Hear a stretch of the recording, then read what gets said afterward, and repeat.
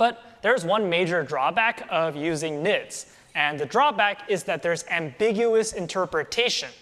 So sometimes the detector sees one thing and the end host, the computer receiving the traffic, sees something else. That's a problem because the detector might see one thing, the end host sees something else. Maybe the detector thinks there's not an attack, but the end host sees something else that is an attack, or the other way around. So the detector can get things wrong if it's interpreting packets incorrectly. The second problem is encryption, which we'll look at later as well. How do you monitor traffic if it's end-to-end encrypted?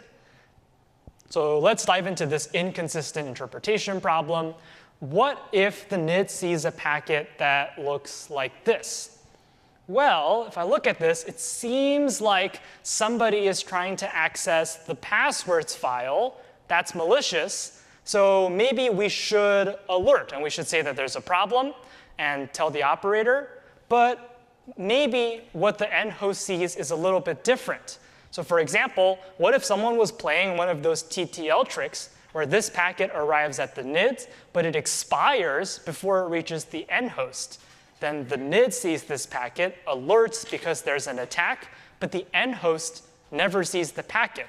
So what the NIDS sees and what the end host sees are different. That's an example of inconsistent interpretation. Now what about this one? So once again, pretend to be the NIDS and look at this packet. Does it look malicious? Well, at first, it doesn't look like someone's trying to access the passwords file. It just looks like a bunch of symbols. I don't see the word password in there anywhere. So maybe we let this through. Maybe this is not an attack.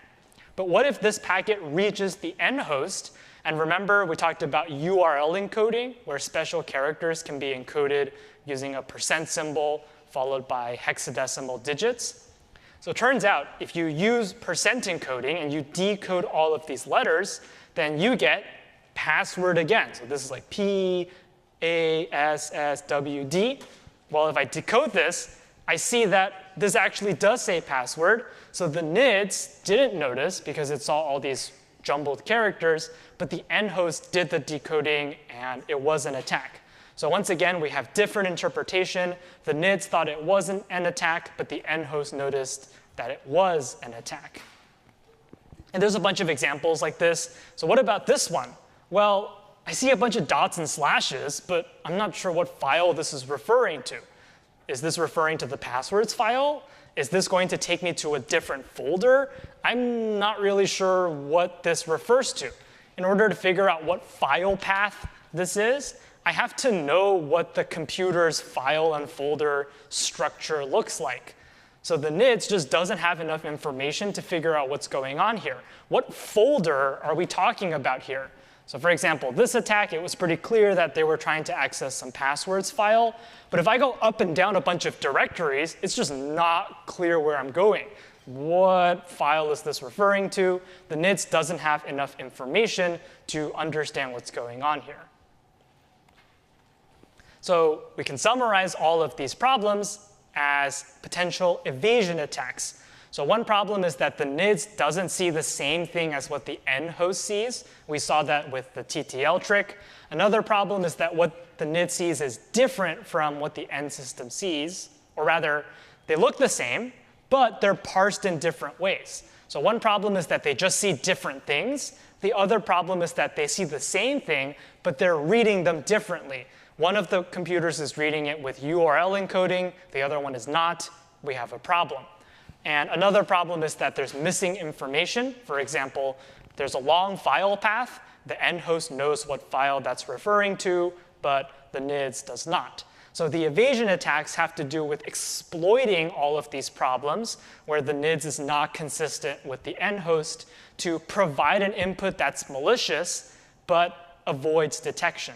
So if we can leverage this mismatch so that the NIDS thinks there's no attack, but the end host thinks there is an attack, then the attacker has successfully executed one of these evasion attacks.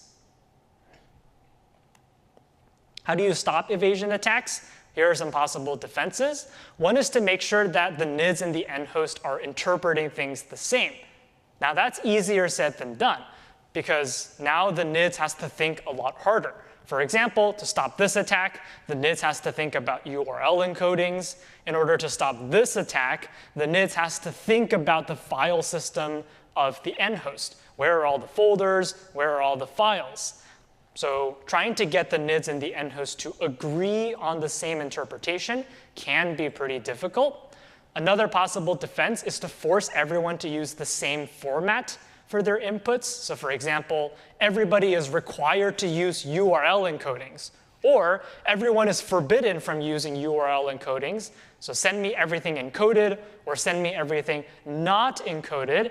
And if everyone agrees to use the same input format, we can avoid inconsistencies. That's one possible defense. Another defense is to analyze all the interpretations. So if you're not sure whether it's encoded, try it with encoding, also try it without, and detect if there's an attack either way.